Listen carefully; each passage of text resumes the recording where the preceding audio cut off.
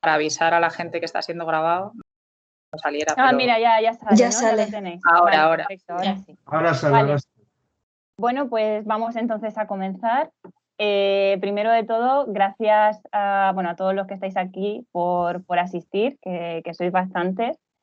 Y bueno, vamos a presentar la actividad sobre pensar el COVID-19 desde la filosofía de la ciencia, que podemos aprender. Esta actividad en realidad se enmarca dentro de la Semana de la Ciencia y de la Innovación. Es una actividad desarrollada dentro de esta serie de actividades. Y lo que aquí proponemos va a ser una mesa redonda donde, pues presentaros algunas cuestiones sobre filosofía de la ciencia y filosofía de la biología en concreto y ver cómo podemos pensar con ese marco acerca del COVID-19, ¿vale? La idea es que sea una mesa redonda, por tanto, pues sí que se pretende fomentar un poquillo la interacción, la participación, que preguntéis dudas si se necesita, ¿no? Y se va a dejar como un espacio dedicado precisamente a ese debate que creemos, en realidad, las ponentes, que es lo interesante de este tipo de actividades, ¿no? De este tipo de mesas. Bueno, os voy a comentar un poquito. La sesión se va a dividir como en dos grandes bloques. Un primer bloque va a hacer referencia, va a estar más centrado en cuestiones que son propias de filosofía de la biología y cómo podemos pensar el COVID-19 teniendo en mente esas cuestiones propias de este ámbito. Y otro bloque que guarda más relación con cuestiones acerca de filosofía de la ciencia más general, ¿no? La filosofía de la biología sería como una subrama dentro de esa. Y bueno, pues igual qué tipo de problemas y qué tipo de reflexiones podemos hacer con ese marco conceptual del COVID-19. Después de cada bloque, como son relativamente independientes, sí que se va a dejar unos minutos para, pues como os comentaba, ¿no? Preguntas, debates, sugerencias, comentarios, intuiciones que tengáis sobre el tema. Pues unos minutillos después de cada bloque para que podáis intervenir si queréis, ¿no? Si lo necesitáis. Y voy a pasar a introduciros, a presentaros a las ponentes, que bueno, ya las habéis visto, están aquí. Una de ellas es María Cerezo, que es catedrática de Lógica y Filosofía de la Ciencia en la Universidad de Murcia. Laura Nuño de la Rosa, que es doctora en Filosofía de la Biología y trabaja actualmente en la Universidad Complutense. Cristina Villegas, doctora en Filosofía de la Biología y trabaja en la Universidad Complutense de Madrid. Y bueno, yo, Vanessa Triviño, doctora en Filosofía de la Biología en la Universidad de Murcia y actualmente pues trabajo en la Universidad Rey Juan Carlos. También comentar un poco que todas investigaciones, estas reflexiones en las que trabajamos y que queremos compartir con vosotros, se enmarcan dentro de un proyecto, ¿vale? Que es el proyecto sobre metafísica de la biología, donde María Cerezo es la IP y trabajamos todas con él. Y es del Ministerio de Ciencia e Innovación, ¿vale? Entonces, pues también agradecer la financiación que hace posible este tipo de eventos y este tipo de investigaciones, en realidad. Y bueno, por no entretenerme mucho más, vamos a comenzar entonces con el primer bloque, que va a ser las reflexiones desde la perspectiva de la filosofía de la biología. Vamos a conocer algunas cuestiones de este campo. Y en concreto, me pareció interesante comenzar con la pregunta por el criterio de demarcación entre lo vivo y lo no vivo, ¿no? Pregunta por las características que tiene que tener una entidad, vamos a decirlo así, para poder decir que está viva y que no tienen otras entidades que diríamos que no están vivas, ¿vale? Esa sería la pregunta por el criterio de demarcación. Y es una pregunta que se hace especialmente compleja cuando, por ejemplo, atendemos a cuestiones como esta. ¿Es un virus un ser vivo? Y aquí sí que me gustaría brevemente, si alguien quiere intervenir, que me dijera si considera que sí, que un virus es un ser vivo, o si, por el contrario, parece que nuestras intuiciones nos dicen que no caracterizaríamos a los virus como seres vivos, ¿vale? Entonces, alguien que quisiera pronunciarse ya desde el principio en esta pregunta, al menos intuitivamente, ¿cuál sería una consideración sobre el estatus de los virus como seres vivos? ¿Alguien? Hay dos palabras, yo veo dos palabras pedidas. Ah, vale, perfecto. José Alberto, es que a mí no me sale. Gracias, Laura. José Alberto. Yo creo que sí, que es un ser vivo. ¿Vale? Nace, se reproduce, ¿no? Y luego teóricamente se muere o... Bueno, no, es que no lo sé, yo de biología no sé mucho, pero si no se muere lo matan, ¿no?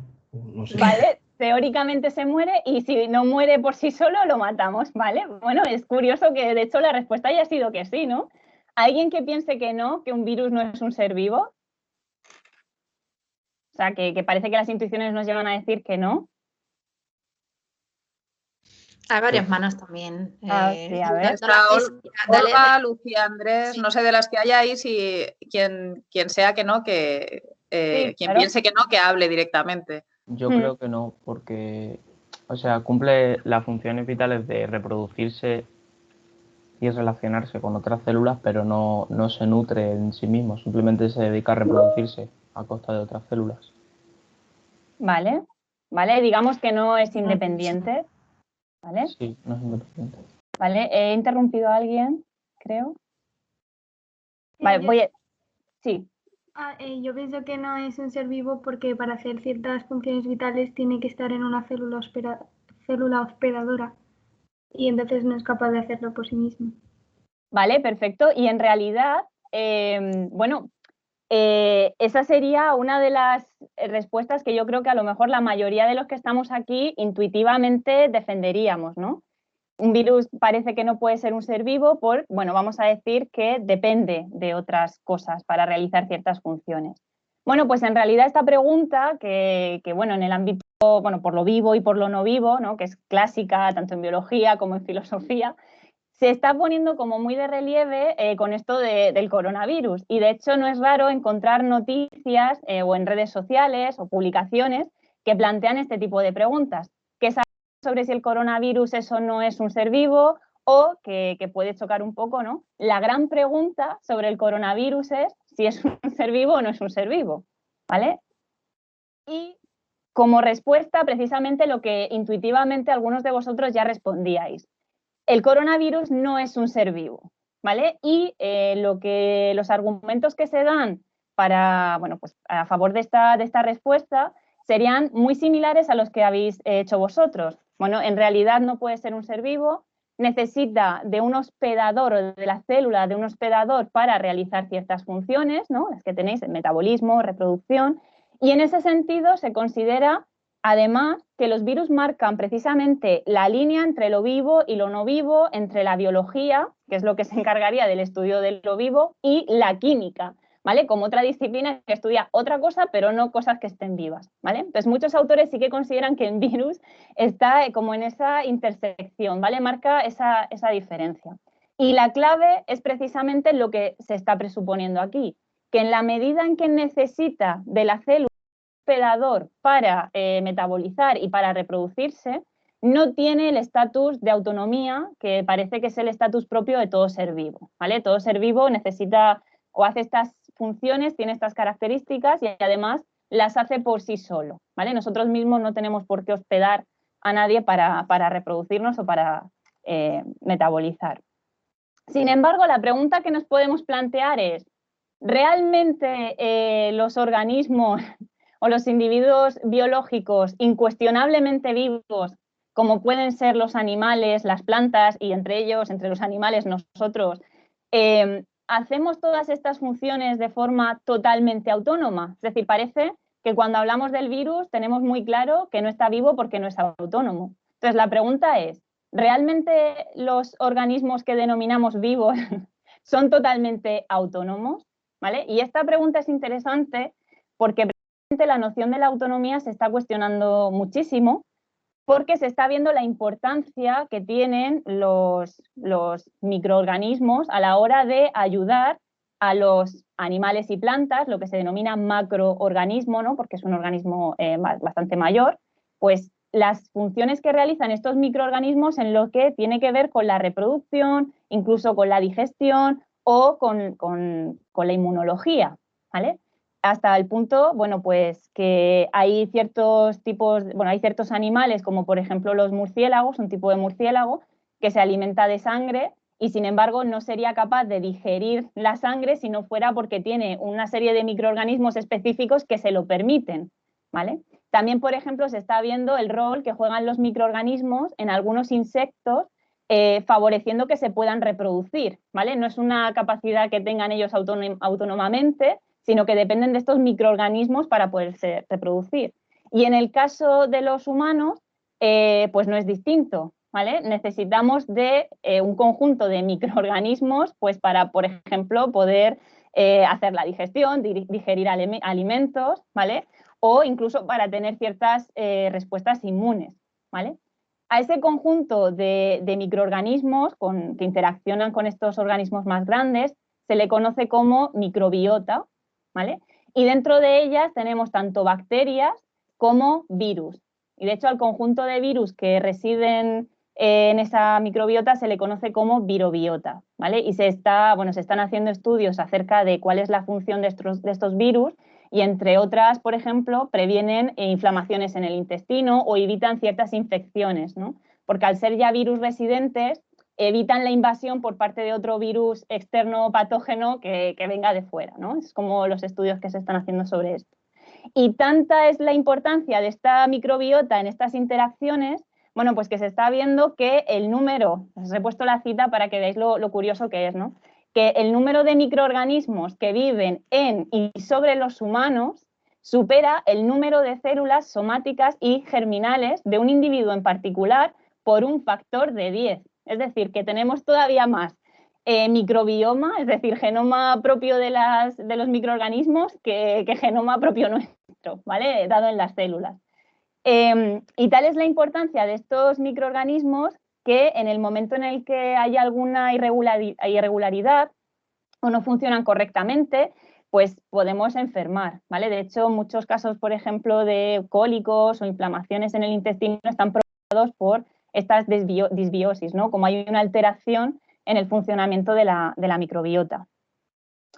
Y para más énfasis, todavía se están comenzando a hacer estudios acerca de qué importancia tiene la microbiota, ¿vale? Tener una microbiota equilibrada, que funciona correctamente, en la prevención del coronavirus. O sea que sí que sigue siendo relevante incluso hasta en el tema que nos está ocupando, ¿no?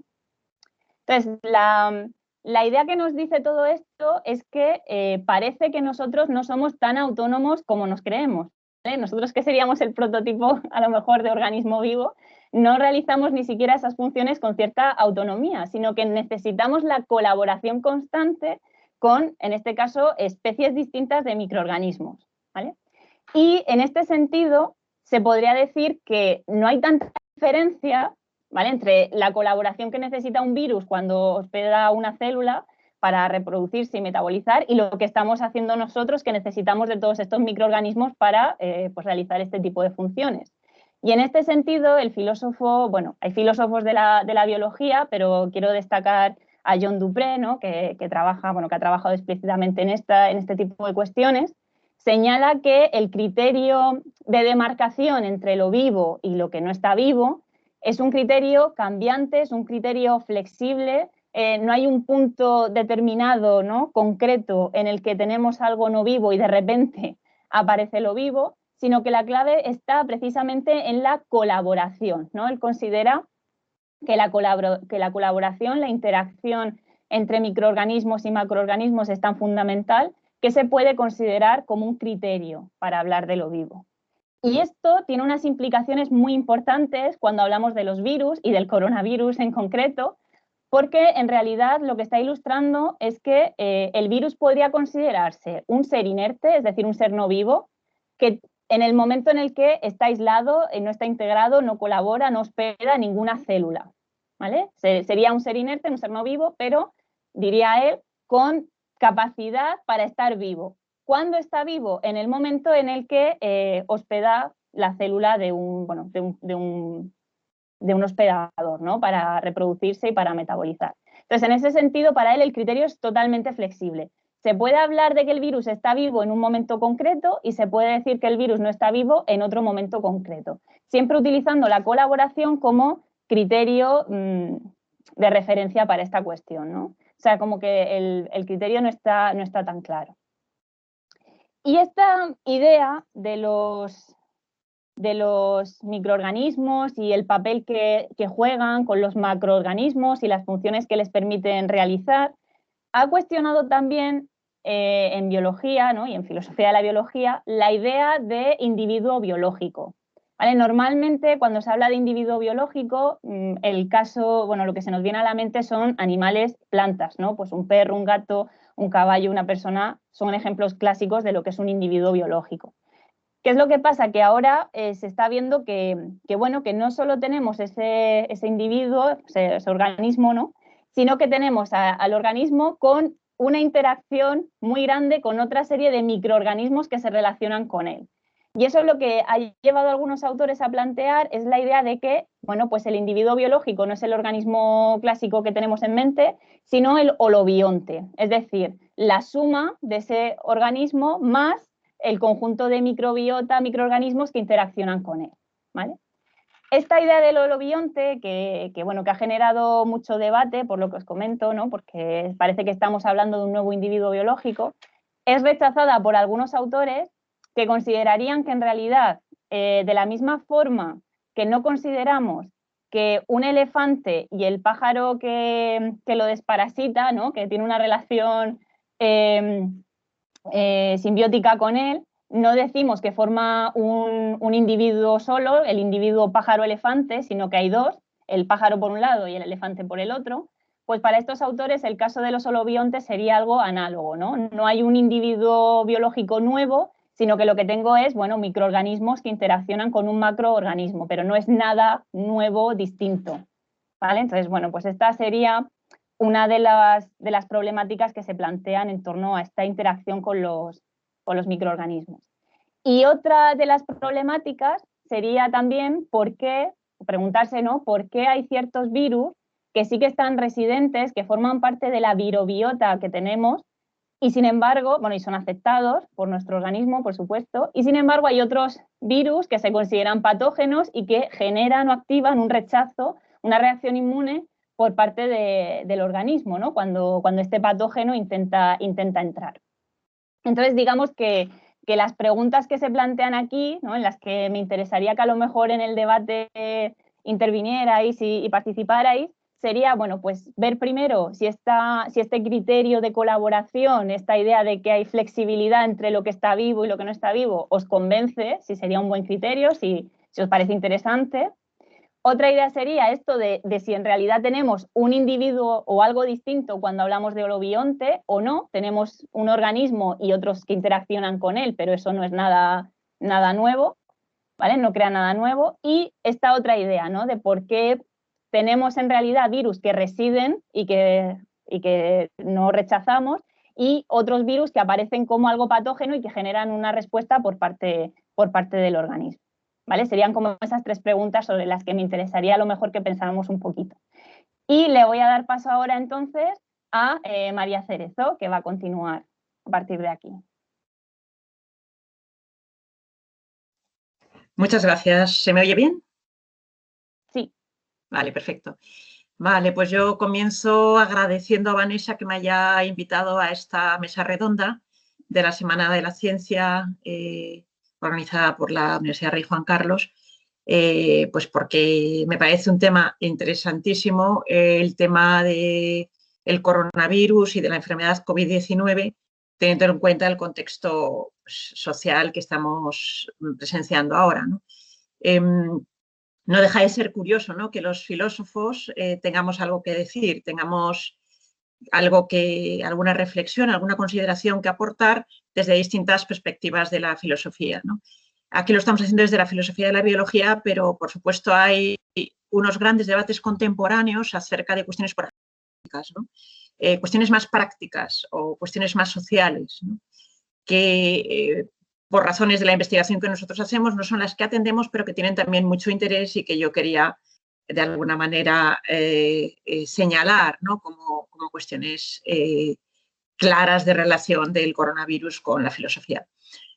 Quizá las que vamos a tratar aquí o las que yo voy a tratar son cuestiones más teóricas, más abstractas y que uno podría pensar que no tienen tanta incidencia práctica, pero pienso que no es así. Pienso que el entender bien qué es un individuo biológico, una de las cosas que voy a hablar relacionada con la que ha dicho Vanessa, ¿no? Que está justo en conexión con su última pregunta, o entender bien en qué sentido pues, las enfermedades como procesos se distinguen de otros procesos biológicos, que es otro problema que voy a atender, puede aportar alguna luz al investigador cuando hace su propia tarea investigadora sobre los virus y las enfermedades, ¿no? Serán ayudas más teóricas, serán ayudas de comprensión mejor de lo que él está trabajando y no prácticas, no de cómo actuar en un contexto determinado en el que tiene que tomar una decisión clínica, ¿no? Pero las decisiones clínicas están basadas en conocimiento y ese conocimiento, pues como digo, puede estar ilustrado o alumbrado por cuestiones filosóficas, como voy a intentar como ejemplificar, ¿no?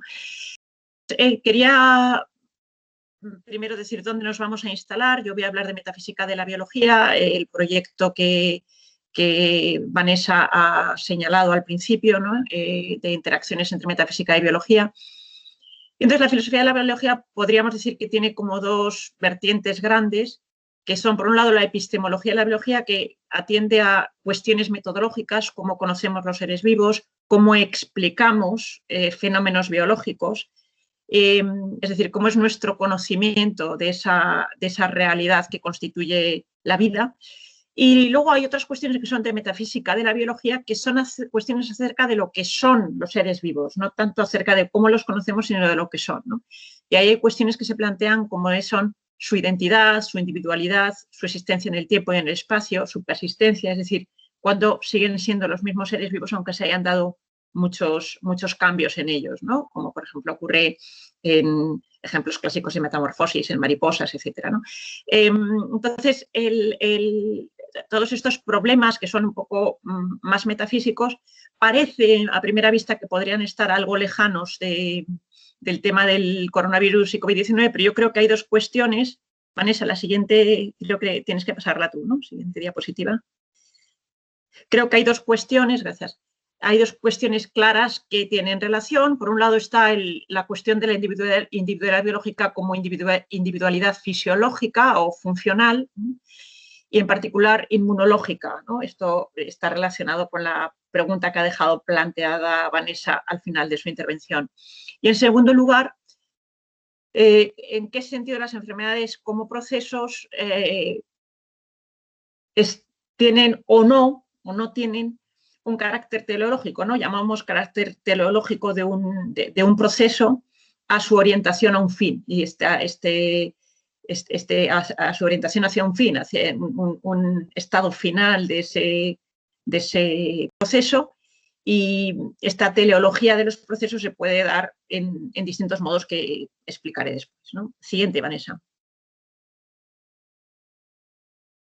Bueno, entonces, cuando hablamos de la individualidad biológica como individualidad fisiológica, funcional, en particular inmunológica, yo voy a presentar muy brevemente el trabajo realizado por un equipo de investigación que está en Burdeos,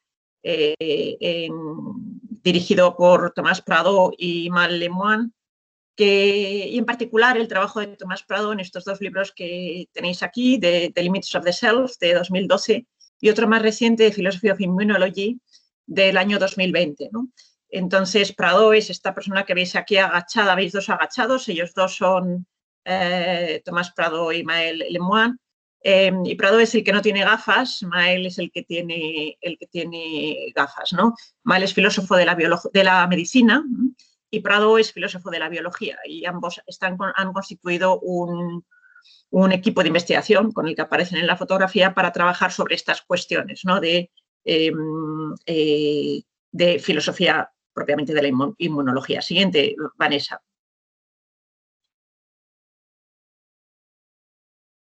Vale, entonces, la idea que defienden estos autores es que un organismo es un todo integrado funcionalmente compuesto de componentes distintos, heterogéneos, pero que están interaccionando, que están conectados a través de interacciones bioquímicas y que están controlados por interacciones inmunes constantes, ¿no? Entonces, digamos que ellos piensan que hay como un doble nivel, lo que podríamos decir un nivel inferior y un nivel superior de interacciones, entonces en un nivel inferior están las interacciones bioquímicas, del metabolismo, etcétera, y las interacciones que tienen lugar en el sistema inmune serían como las reguladoras, ¿no?, de las otras, las que estarían haciendo que todo funcionara bien, ¿no?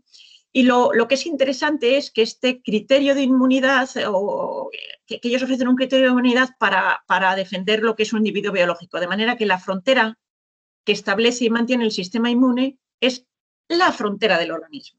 Es decir, que yo, es una tesis muy fuerte, ¿no? Yo me distingo de otro organismo, yo como organismo o un perro o una planta se distingue de otro organismo por las relaciones de inmunes, ¿no?, que su sistema inmune establece con otros microorganismos, como Vanessa ha señalado, ¿no?, de manera que esos microorganismos que son tolerados, ¿no?, tolerados por su propio sistema inmune serían una parte del organismo, y otros microorganismos que no son tolerados porque son dañinos, porque son patógenos, porque de alguna manera alteran la unidad funcional, ¿no?, integrado funcionalmente, decimos, la unidad funcional que constituye el organismo, son rechazados por el sistema inmune, ¿no? Hay, por tanto, una idea de tolerancia y rechazo que viene a ser como reconocer algo como propio o como ajeno, ¿no?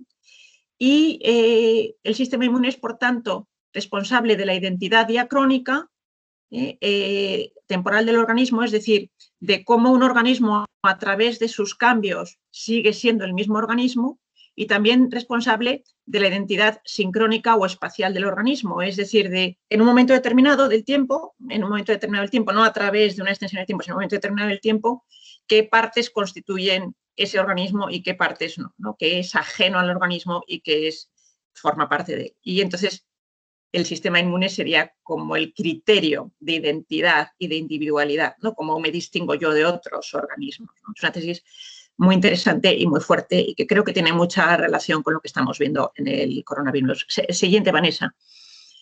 Tan fuerte es que yo aquí también he querido citar, ¿no?, un texto de Prado en un artículo en Identity and Biological Processes, el libro Everything Flows, y ahí voy a leer solo la parte del centro, ¿no? Dice: lo que se sugiere aquí es que puede existir una fusión de procesos interrelacionados tal que el organismo mismo y esa coalescencia, es decir, esa fusión de procesos a través del tiempo, podrían descansar o depender de que haya unos procesos de orden superior que controlan, que regulan esos de orden inferior, ¿no? Entonces, por tanto, tendríamos por un lado los procesos bioquímicos, por otro los inmunológicos, y entonces habría esa parte de control. Siguiente, Vanessa.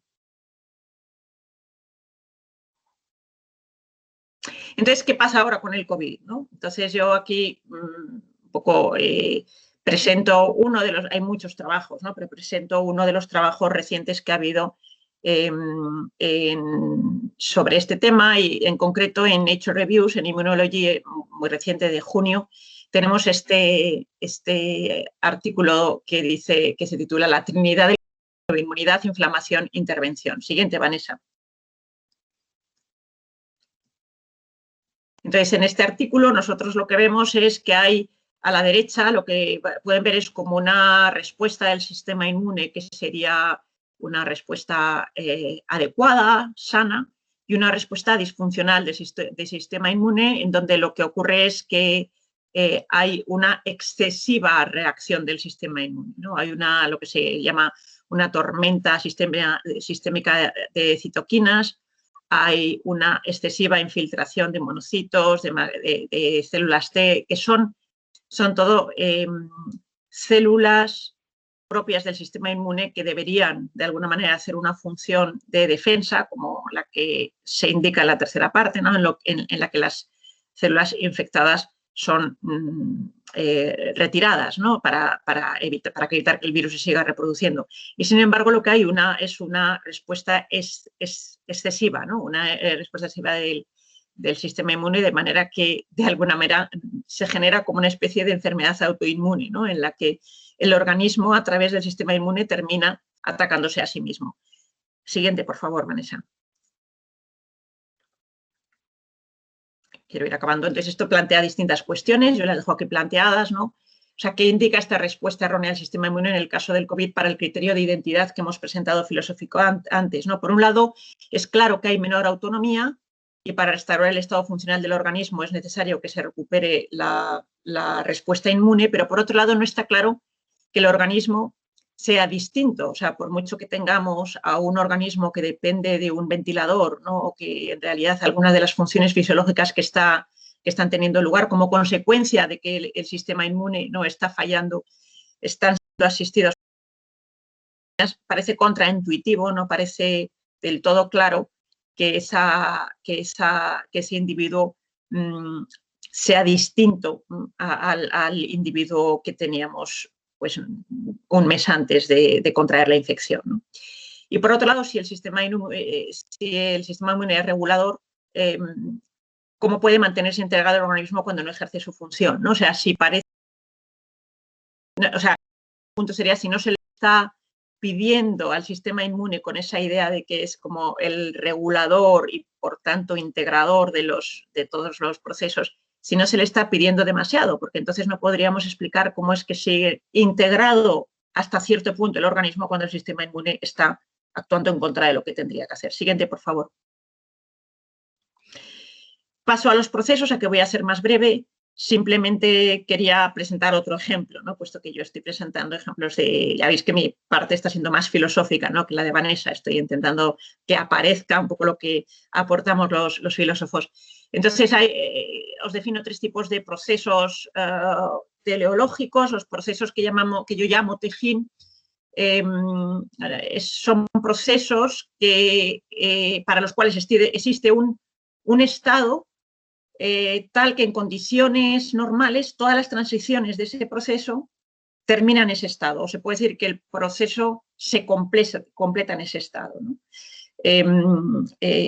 Por ejemplo, la digestión, ¿no?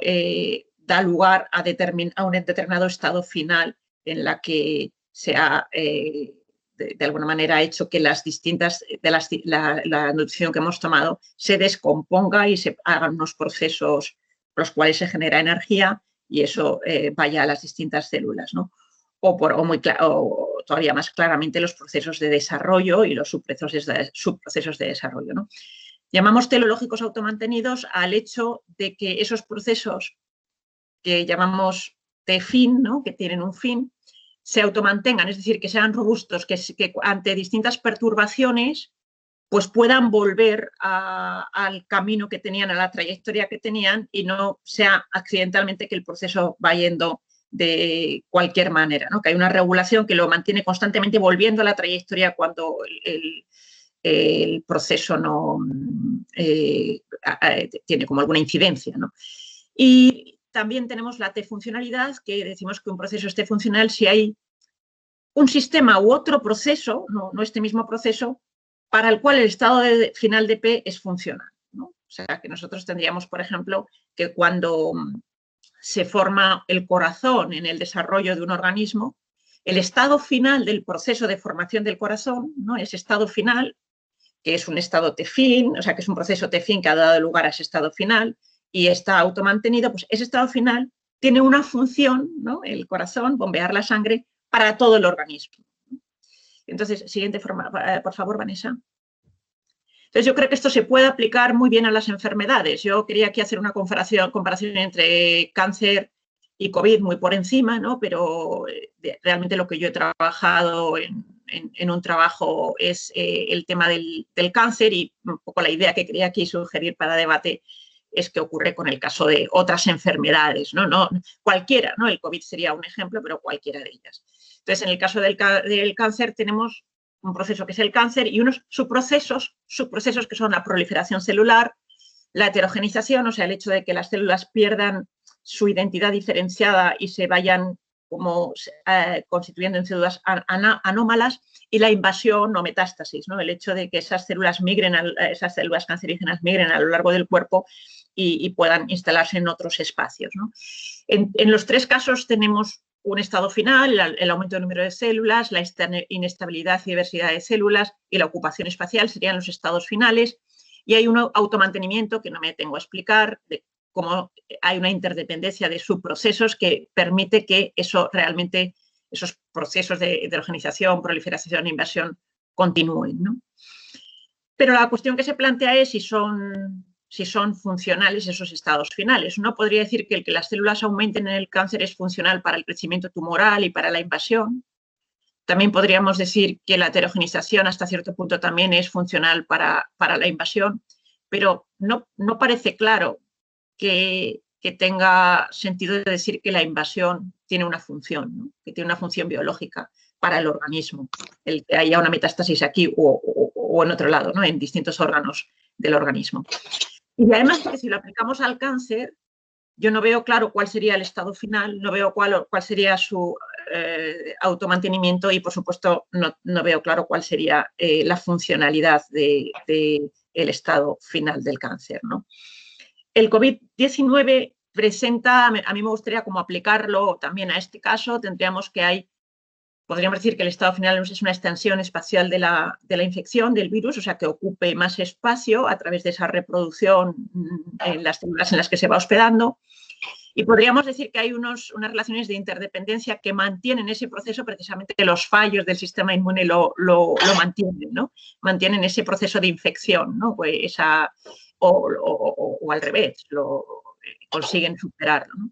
Pero es claro que tampoco existe una funcionalidad, ¿no? Por lo cual tendríamos que esta idea de que hay unos estados finales que tienen unos estados finales de los procesos que tienen una funcionalidad para otros procesos, podría ser una manera de entender cuál es la diferencia entre las enfermedades y otros procesos biológicos, como son, por ejemplo, el desarrollo, ¿no? O la formación de algunas partes del cuerpo. Y creo que con esto he acabado mi intervención. Os agradezco mucho que hayáis escuchado. Voy a decir que me tengo que ir a las 11 porque tengo una tesis doctoral, estoy en un tribunal de tesis doctoral, pero bueno, permaneceré aquí hasta entonces y pido disculpas por no poder oír a las otras ponentes. Muchas gracias.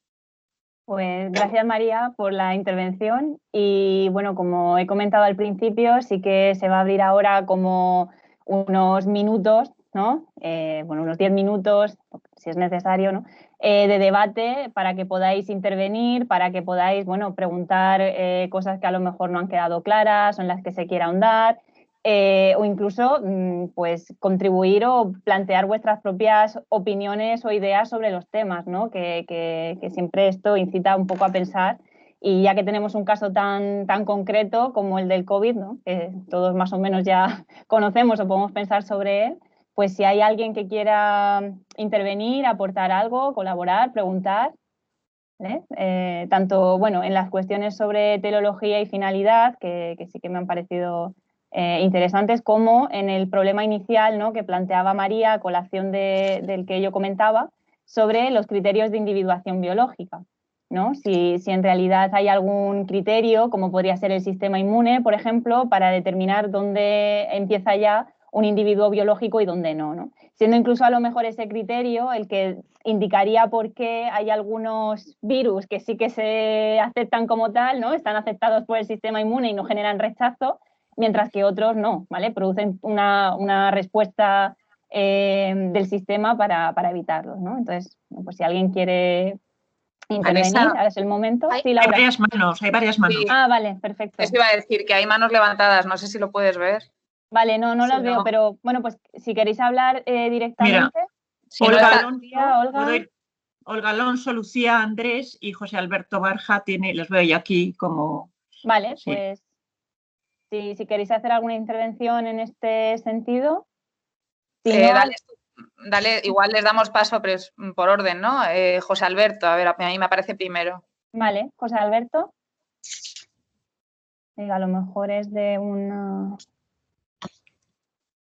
Ahora. Vale, ¿Me perfecto. oís? Sí. Sí, yo, bueno, no es que no me ha quedado muy claro el tema del virus, que no es un ser vivo, y luego hay una transparencia en la que en la que Dupret, ¿puede ser? Sí, Dupret. Bueno, pues Sí. sí, Dupret, que habla un poco de uno de los criterios de inerte y el ser vivo. En cuanto a que se aloja en una célula para poder subsistir, no sé, yo entiendo que en las relaciones dentro de lo que es la ecología, pues esto existe y no sé, no recuerdo bien si era parasitismo o cómo se llamaba, pero... Sí, hombre, sí.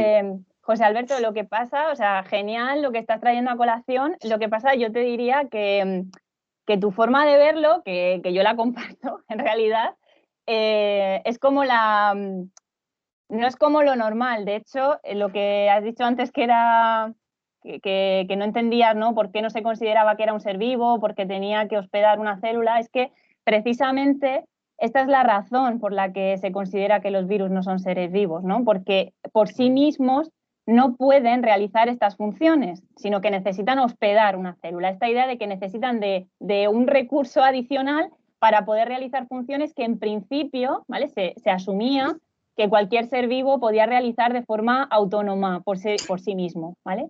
Esta idea, por supuesto, de la ecología, de las interacciones entre organismos, de la interacción entre microorganismos y macroorganismos, que bueno, es relativamente reciente, ¿no? Cómo se está poniendo de relieve la importancia de estas colaboraciones y las funciones que, bueno, pues que ciertos microorganismos que siempre, o históricamente a lo mejor, se les ha atribuido siempre como se les ha entendido como patógenos o como productores de enfermedades, ¿no? Ahora se está viendo que no, que muchos de ellos juegan papeles en lo que es el mantenimiento de las funciones y de la vida de un organismo, ¿no? Entonces, en ese sentido, esta idea de colaboración es relevante y es relevante incorporarla, porque como tú lo presentas, sí que lo tienes en mente, ¿no? Y mucha gente pues, pensaría así, pero no es algo tan obvio, ¿no? Porque siempre se ha considerado que la autonomía era el criterio fundamental para hablar de un organismo vivo.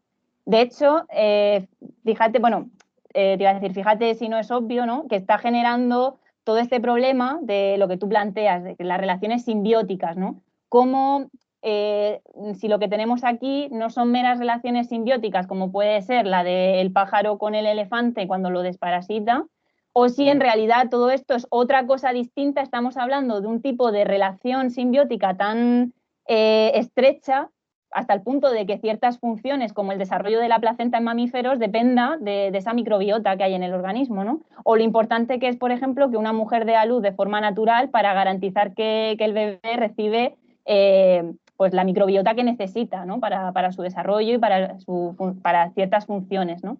Entonces, se está viendo que es tan estrecha esta conexión, tan relacionada esta colaboración, que en realidad plantea problemas ya hasta de este tipo.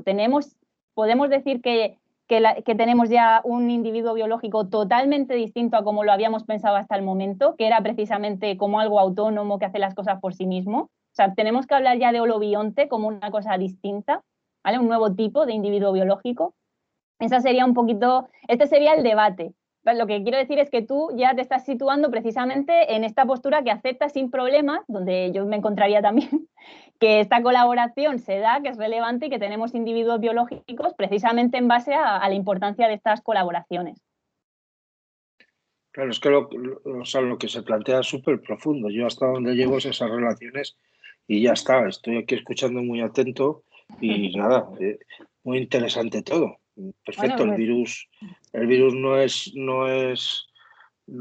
un ser vivo y yo con esto es con lo que me quedo, no hay problema. Bueno, Genial. habría que decir entonces que es un ser vivo si aceptas que es una colaboración o que es un ser vivo cuando colabora con las células del hospedador. Claro, y cuando está inerte no es ser vivo. Eso es, cuando no hay colaboración no es ser vivo. Aquí a lo mejor sí que estaría bien a las personas que han dicho antes que no era un ser vivo, si por ejemplo este criterio les convence. O sea, si argumentaban que no era un ser vivo porque no era autónomo, si esta idea de que ahora resulta que hay otros organismos que tampoco lo son, si les convence como para cambiar un poco el criterio. ¿Se oye bien? Sí, María. Quería comentar un poco en eso porque no lo comenté antes, pero sí soy una de las personas que lo consideraba más cerca de no ser un ser vivo. Y con la teoría de holobiontes recordé un artículo que leí, porque yo hice la FP de laboratorio, y en el trabajo de fin de curso, uno de los temas que se proponían era la conjunción entre el tipo de sangre y la microbiota que es compatible con cada persona. Entonces, pues por juntar un poco los dos temas, que el mismo sistema inmune delimita qué tipo de microbiota tienes. Entonces, si esa dependencia tan grande que hay de un ser vivo con respecto a otro, sería algo, yo lo considero, según lo que hemos visto hoy, algo que va más allá de la simbiosis, porque esa interdependencia no es solo por sacar beneficios, sino que en otro contexto ese ser vivo no tiene sentido. O sea, no tiene sentido retirar la microbiota del ser humano. Son dos cosas que se necesitan la una a la otra para funcionar. Entonces, sería un solo organismo. Como lo pensé un poco como los líquenes, ¿no? Que el líquen en sí mismo no lo llamamos que es un solo ser vivo, sino un conjunto. Sin embargo, son tan intrínsecos el uno con el otro, ¿no? Los microorganismos los unos con los otros, que nos podemos separar y lo llamamos uno solo. Y sí, dime. No, perdona, que te he interrumpido, perdona. Sigue. No, y junto con eso, pues la contestación de Dupré, la verdad es que me dejó muy satisfecha en cuanto la vi, porque claro, si tenemos el problema, viéndolo como, entre comillas, matemáticamente, ¿no? Tenemos un problema que es que no cumple esta función para que sea un ser vivo. Pero si lo consideramos que mientras cumple la función está vivo y mientras no la cumple no lo está, ya tenemos es como una respuesta que incluye todas las facetas del ser vivo. Por lo tanto, sí que me parece una idea muy, muy interesante, que es útil de forma pues, biológica y filosófica, ¿no? Para explicar la relación que tenemos con estos microorganismos. Sí, pues gracias por tu aportación, María, porque, bueno, Clara, siempre se me olvida, Clara, porque efectivamente es como has encontrado ahí el punto de unión entre los dos temas, ¿no? Que los hemos dividido un poquito. Y sí, estabas pensando en esta idea que pensabas sobre los líquenes, pero es que tienes toda la razón. No tiene sentido separar, que esta es digamos que el punto fuerte de los autores que defienden que el holobionte es algo distinto, un individuo distinto, ¿no? Biológicamente hablando. Que no tiene sentido separarlos, como por ejemplo los corales, ¿no? Cuando no interaccionan con los microorganismos que necesitan, se carecen de color, enferman, ¿vale? Entonces, en realidad sí que se entiende que forman un todo distinto, donde precisamente lo que se favorece es esa colaboración, esa interacción, que además Dupré diría, así en relación contigo y con lo que te ha gustado de él, ¿no? que precisamente esas interacciones, esas colaboraciones es como lo estándar, es lo que se tiene, es lo que hay, es lo básico, ¿no? Como todos los microorganismos, todos los organismos interaccionan entre sí, precisamente ese tiene que ser el criterio. Entonces, bueno, pues que genial la aportación, Clara. Pues voy a pasar entonces, como no quiero ir tampoco muy justa de tiempo, al segundo bloque, que tiene que ver ya más con reflexiones sobre el COVID-19 desde la filosofía de la ciencia, ¿no? Desde un marco un poquito más amplio. Y bueno, pues le doy la palabra a Cristina. O a Laura. Laura. Vale. Sí, no estaba muy segura de cómo habías organizado el orden, pero sí, creo que iba yo primero. Vale, perfecto. Bueno, te voy diciendo para que vayas avanzando en las diapositivas, vale. Bueno, pues a ver, como decía Vanessa al principio, las discusiones en filosofía de la ciencia son de carácter más general, pero bueno, conectan, como veréis, de forma natural con lo que hemos estado hablando hasta ahora. Aún así, digamos que es un paso previo de la discusión que hemos tenido hasta ahora, ¿no? Hasta ahora hemos estado pensando si el coronavirus está vivo o no está vivo, cómo se relaciona con los organismos que lo hospedan, en qué sentido podemos definir la identidad individual, ¿no? Y si esa puede ser heterogénea o no, si tiene finalidad o no. Pero en filosofía de la ciencia hay un debate previo a eso que se cuestiona, digamos, al margen de cómo respondamos a todas esas preguntas, se cuestiona algo todavía más elemental, y es sobre la propia realidad de los hechos naturales de los que se ocupa la ciencia, ¿no? Os puede parecer una pregunta, bueno, es un poco una pregunta de filosofía de instituto, ¿no? El debate sobre el realismo, y probablemente ahora me contestáis por el chat qué contestaríais a estas preguntas, ¿no? ¿Pensáis que existen los fenómenos naturales, que los fenómenos o los hechos de los que se ocupa la ciencia, como por ejemplo el coronavirus, son hechos reales, que tienen una existencia independiente de lo que la ciencia diga sobre ellos? ¿O pensáis que los hechos de los que se ocupa la ciencia son hechos construidos o que no existen y que son invención humana, como podrían serlo otras construcciones culturales, ¿no? Que digamos que son contingentes a la historia de la humanidad, como puede ser, bueno, que se construyen culturalmente, ¿no? Que no existían previamente a la existencia de la humanidad, como por ejemplo la política, ¿vale? No estaban ahí antes de que llegaran los humanos, sino que se construye, ¿no? Es una realidad social que se construye. ¿Pensáis que los hechos de los que se ocupa la ciencia tienen ese tipo de realidad o pensáis que tienen otro tipo de realidad, ¿no? Y que la ciencia se ocupa de construirlos? Diríais, vamos, voy a plantear la pregunta de una forma simple.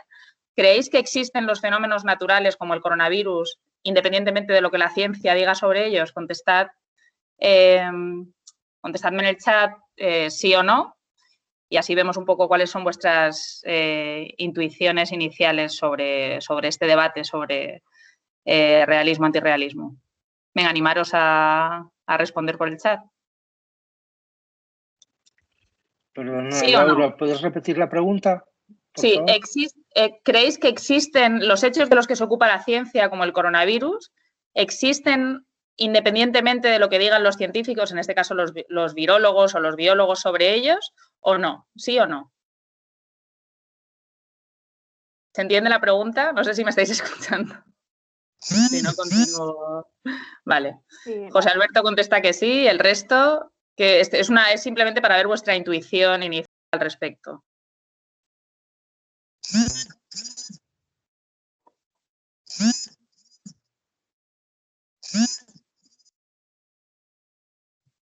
Vale, bueno, de momento habéis contestado 4 del... sí, bueno, vale. Va ganando claramente el sí, ¿no? Nadie ha dicho... Si hay alguien que piense que no, o que digamos que no contestaría sí de una forma contundente, pues que levante la mano, ¿vale? Bueno. Pues, bueno, efectivamente, como os decía, esta es nuestra intuición natural, ¿no? Que existen los hechos naturales ahí fuera y que la ciencia se ocupa de descubrirlos, ¿no? Si puedes pasar a la siguiente diapositiva, ¿vale? Vale, esta es... Vale, a ver, Dana ha intervenido ya matizando un poco la respuesta, ahora vamos a entrar en materia, pero bueno, digamos que esta es la posición del realismo clásico, ¿vale? O lo que se llama en filosofía de la ciencia el realismo empiricista, o lo que otros autores que han sido críticos con este realismo llaman realismo ingenuo, ¿no? Pero bueno, esta es un poco la noción, digamos, natural que tenemos de lo que se ocupa la ciencia, ¿no? Y la primera imagen, si buscamos en un buscador coronavirus o pandemia COVID-19, lo primero que nos aparece son este tipo de imágenes, la que veis a la derecha, que se ha hecho súper viral, ¿no? Como el propio coronavirus. Digamos que es una imagen molecular, ¿no? De la realidad objetiva del coronavirus, ¿no? Los coronavirus tienen esta forma tridimensional, ¿no? Como ha descubierto, como nos enseña la biología molecular, y es más, tienen una esencia que está detrás de esa forma molecular, que sería su secuencia, ¿no? Genética, que también fue una de las cosas que se descubrió, que se reveló de forma más inmediata, ¿no? Al descubrimiento del coronavirus. Enseguida salió esto a vuestra izquierda. Tenéis el mapa genético del coronavirus, el primero que se extendió en China, ¿no? Y se publicó enseguida la secuencia genética del coronavirus. Pues bien, esta visión recibida un poco, ¿no? O intuitiva de lo que es la realidad de la que se ocupa la ciencia, en los años 70 empezó a ser cuestionada por algunos filósofos de la ciencia que empezaron a decir que, bueno, que en realidad teníamos esta visión ingenua de la realidad de la que se ocupaba la ciencia, que teníamos una visión de la ciencia y en realidad nadie se había puesto a ver exactamente, a meterse en un laboratorio y a ver exactamente cómo se construían los hechos científicos. ¿Vale? Si puedes pasar la diapositiva, Vanessa. Vale, este es Bruno Latour cuando era joven y publicó este libro, que es un clásico en la historia de la filosofía de la ciencia, La vida de laboratorio. Y lo que hizo Latour junto con Steve Woolgar es, digamos, decir que, bueno, eso, ¿no? Que los grupos de científicos, la comunidad científica, en realidad convivían con nosotros, estaban ahí fuera, pero en realidad eran como tribus exóticas a las que nunca nos habíamos acercado realmente y que nadie se había puesto, como he dicho antes, ¿no? A observar cómo se construían los hechos científicos. Entonces, Latour estuvo durante varios años como un observador participante, como si fuera un antropólogo, ¿no? En un laboratorio y empezó a observar cómo se comportaban los científicos, en este caso biólogos moleculares, como si fueran miembros de una tribu exótica, como he dicho antes, ¿vale? Y empezó a ver que, digamos, a tomar notas en su cuaderno de campo y a ver que en realidad, bueno, este laboratorio en concreto fue premiado el director del laboratorio fue premiado con un premio Nobel por el descubrimiento de una proteína, y empezó a ver cómo se escribían los artículos, qué tipo de experimentos se realizaban, qué resultados decidían incluirse en los artículos y cuáles se excluían de las publicaciones.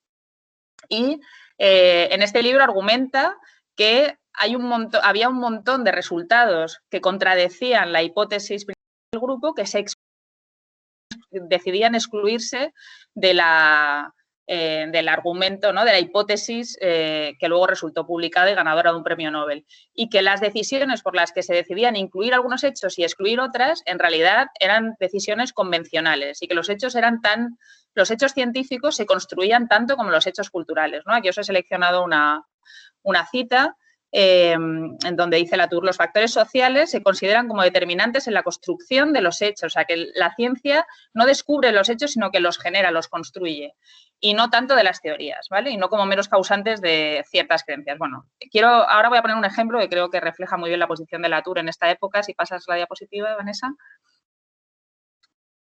Otra más, por favor, a ver.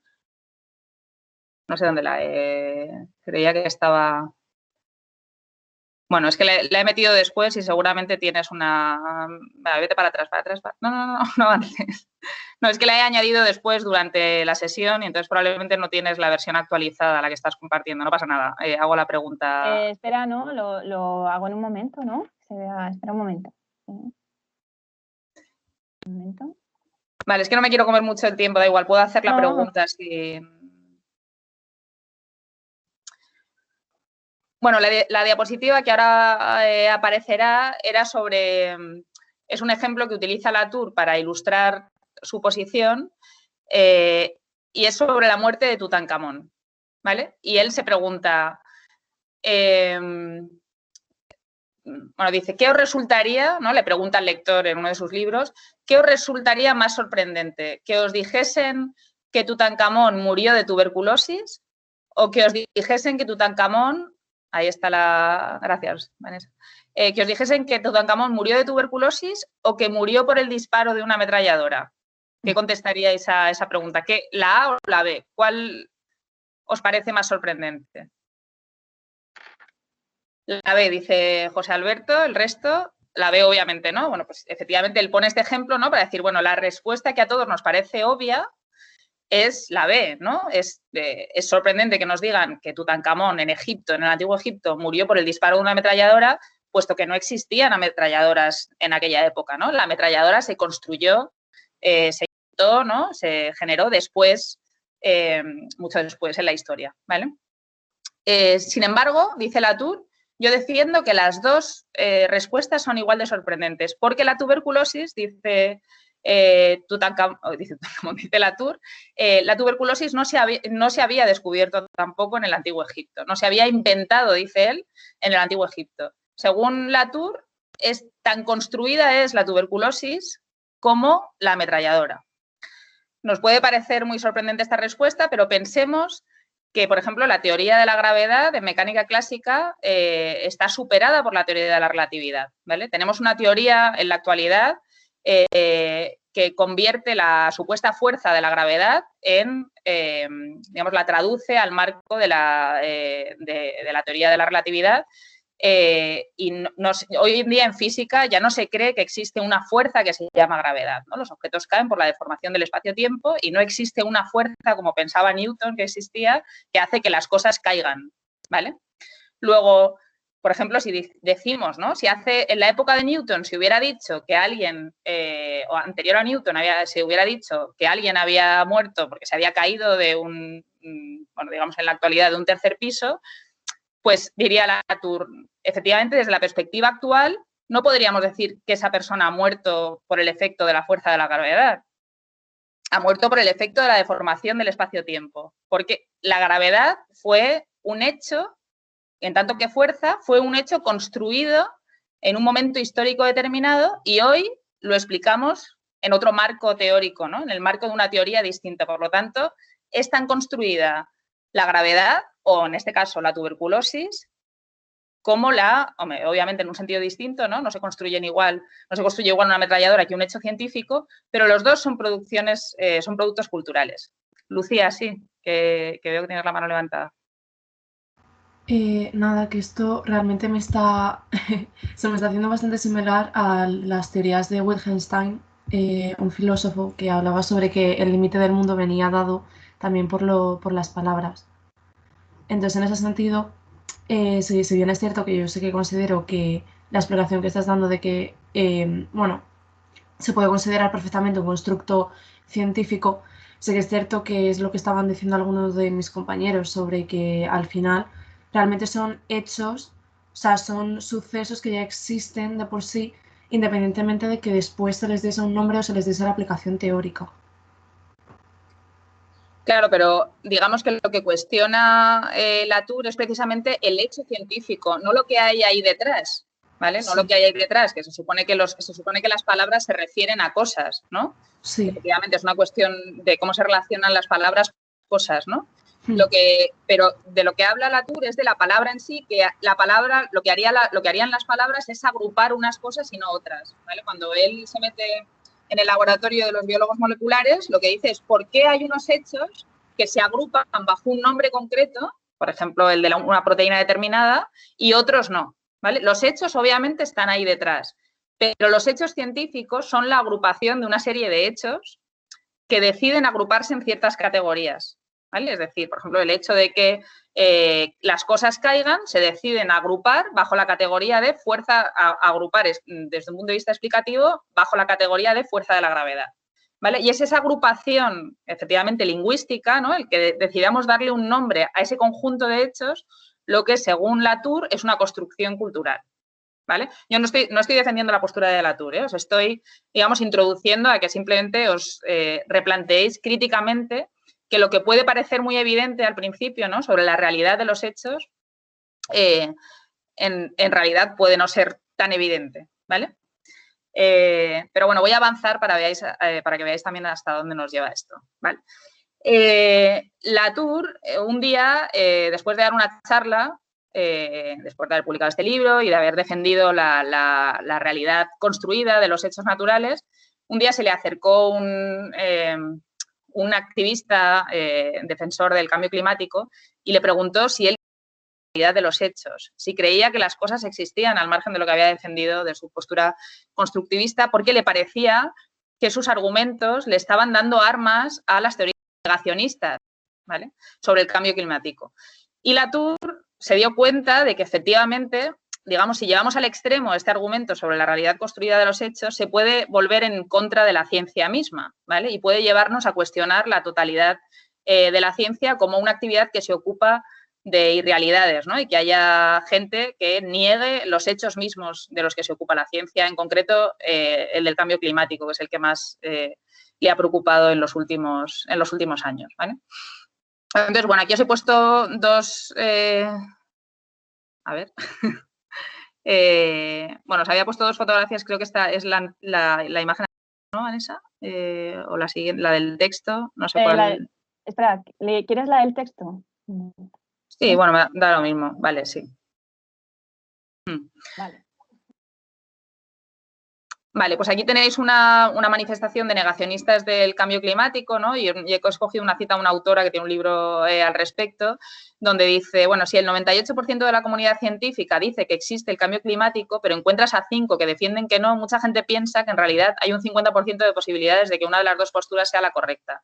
La idea es convertir un hecho en solo una teoría. Bueno, esta última frase, la idea es convertir un hecho en solo una teoría, es la que Latour reconoce que su posición crítica del pasado ha contribuido digamos, a difundirse entre los grupúsculos defensores de teorías negacionistas o conspiranoicas, en concreto sobre el cambio climático, y ahora veremos sobre el coronavirus, ¿no? Porque si veis en la siguiente diapositiva, pues evidentemente hay muchas similitudes, bueno, en la anterior, perdón, hay muchas similitudes entre los argumentos que utilizan los negacionistas del cambio climático y los que utilizan los negacionistas de la pandemia, ¿no? Como sabéis, esta es una fotografía de una manifestación negacionista aquí mismo, ¿sí? En la que hay gente que piensa que el coronavirus es una invención de las grandes corporaciones farmacéuticas, ¿no? O de Bill Gates, en concreto la teoría del 5G, no sé si la conocéis, ¿no? Que es algunos defienden que el coronavirus ha sido, los efectos que se supone que se atribuyen al coronavirus en realidad son efectos del 5G, que son una especie de ondas que no nos dejarían respirar, ¿no? Provocarían problemas en nuestro sistema respiratorio, entonces estamos siendo víctimas de eso, o que la vacuna, el desarrollo de la vacuna contra el coronavirus, en realidad es un proyecto malévolo de Bill Gates y su fundación, por el cual nos quieren insertar microchips para controlar a la población, ¿no? Entonces, digamos que Latour se da cuenta precisamente de que sus argumentos sobre el hecho de que la ciencia construye hechos, de que fabrica hechos, ¿no?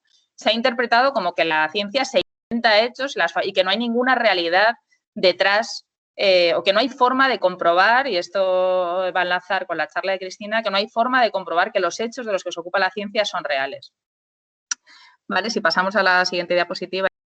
Entonces, bueno, ya Latour, digamos que después de darse cuenta de hasta dónde llevaba las derivas a las que podía llevar su posición construccionista, ¿no? Lo que dice es que, bueno, que digamos que el afirmar que los hechos naturales son generados por los propios seres humanos, incluidos los científicos, no les quita realidad a los hechos, ¿vale? No voy a leer esta cita porque me complicaría explicándola, voy a ilustrar directamente su posición con la siguiente diapositiva. Bien, este mapa, contestadme también por el chat, ¿qué creéis que representa? A ver, ¿qué se os ocurre que podría representar este mapa? Si queréis os digo opciones. Bueno, pasa a la siguiente diapositiva, Vanessa, porque hay varios mapas. Bueno, simplemente para que veáis un poco la relación entre todos ellos, ¿vale? El primero, el segundo y el tercero, ¿vale? Vale. Pues os digo yo directamente lo que representan. El primer mapa representa los vuelos internacionales previos, en el mes previo al coronavirus. El siguiente mapa representa el tráfico de animales también en el mundo, y el siguiente mapa representa los casos de coronavirus, no recuerdo exactamente en el mes, ¿vale? Pero bueno, en la explosión de abril. Y si ya vas a la última diapositiva, como veis, si superponemos todos los mapas, hay una coincidencia, bueno, no se ve muy bien, pero hay una coincidencia entre los tres mapas, ¿vale? Los nodos y las conexiones son las mismas entre los tres mapas. Lo que ilustra esto es que la pandemia del coronavirus es una realidad, es un hecho híbrido. Un hecho híbrido en el sentido de que no es que el coronavirus exista independientemente de lo que hagamos los humanos, sino que, evidentemente, por ejemplo, la tasa de mortalidad del coronavirus no es algo independiente que dependa de su secuencia genética, sino que depende de la edad de la población a la que afecte, de cómo de hacinadas vivan las personas en un entorno determinado, depende de su nicho ecológico. Y ese nicho ecológico es la sociedad humana, que le permite replicarse. Y por lo tanto, en ese sentido, diría Latour la realidad del coronavirus es tan social como natural. No existe una realidad biológica independiente de la sociedad en la que se inserta, sino que ambos hechos están profundamente imbricados, ¿no? Igual que en el cambio climático, nosotros somos productores de un efecto natural, ¿no? Y no se puede separar el cambio climático de la actividad humana que lo produce, pues del mismo modo podríamos decir del coronavirus que es un hecho híbrido, tanto cultural, digamos, ¿no? Tanto social como natural. Bueno, y con esto simplemente es una introducción, pretendía introduciros al debate sobre el realismo, sobre qué son los hechos naturales, para que veáis la potencialidad que tiene un debate filosófico aparentemente muy abstracto para permitirnos pensar, ¿no? en la realidad del coronavirus, qué es, por qué algunos lo cuestionan, ¿no? Qué tipo de argumentos se cuestionan y qué argumentos podemos utilizar desde la filosofía de la ciencia para refutar el negacionismo de algunos. ¿Vale? Vale, pues con esto doy paso a Cristina, que va a hablar de un tema muy relacionado con el mío, como es precisamente cómo podemos distinguir, ¿no? la ciencia de la pseudociencia. Sí, gracias Laura y gracias Vanessa por la invitación. Bueno, yo voy a intentar ser breve porque al final se nos ha ido un poco el tiempo, pero bueno, mi tema viene muy a colación y va a estar muy relacionado con lo que ha estado hablando Laura ahora mismo. Nos acabamos de cuestionar si los fenómenos que estudia la ciencia tienen realidad objetiva o si los construye la propia ciencia, ¿no? O si la propia descripción científica está construyendo esos fenómenos. Bueno, hay otro problema que también se plantea la filosofía de la ciencia que está muy relacionado con esto y es si existe un método correcto o no para determinar si una investigación es científica o no es científica. Es decir, si existe un criterio objetivo para saber cuándo estamos ante una disciplina o un conocimiento científico y cuándo no lo estamos, ¿vale? Teniendo en cuenta todo lo que acabamos de ver, es importante señalar que la ciencia no deja de ser un producto humano, no deja de ser una actividad humana que construimos socialmente, como Laura muy bien ha ilustrado con este ejemplo que ponía Bruno Latour sobre las decisiones dentro del propio laboratorio, ¿no? Sobre qué resultados experimentales publicar, qué no. Entonces, tiene sus propias dinámicas que tienen muchos componentes no solo sociales, sino también institucionales. Es una cuestión muy compleja y entonces hay una parte de la filosofía de la ciencia que lo que pretende es plantear la pregunta, también dar alguna respuesta, pero sobre todo plantear la pregunta, que es lo que se le da mejor a la filosofía, de qué es la ciencia y cómo podemos discernirla de otras prácticas, ¿vale? Yo he cogido esta pequeña ilustración, ¿no? Un poco de juguete, porque me parece que es un poco la idea que a todos más o menos nos aparece en la cabeza cuando nos preguntamos qué es la ciencia, ¿no? Por un lado, la idea de la tecnología, de la posibilidad de diseñar nuevas tecnologías y por otro lado una matematización, ¿no? Tenemos ecuaciones que describen cómo funcionan las cosas y un conocimiento matemático de la realidad. Pero realmente esto dice bastante poco de lo que luego es la propia actividad científica y por lo general nosotros como ciudadanos o como individuos estamos alejados de las prácticas científicas y a veces nos cuesta imaginarnos en qué consiste la ciencia y cómo podemos saber qué es ciencia y qué no es ciencia, ¿vale? Yo ya le iba a dar como para pasar a la diapositiva yo. ¿Puedes pasarla, Vanessa? Gracias. tenemos toda una serie de prácticas que pueden parecernos más o menos científicas y que a veces nos suscitan dudas sobre su objetividad o sobre su cientificidad, ¿no? Yo he puesto como ejemplo uno de mis favoritos, que es la homeopatía, ¿no? Que siempre tiene esta presentación así tan bonita, tan relacionándose con la naturaleza, ¿no? Que bueno, esto que es una idea muy curiosa, ¿no? Esto de todo lo que suscita naturaleza nos da como una muy buena impresión, ¿no?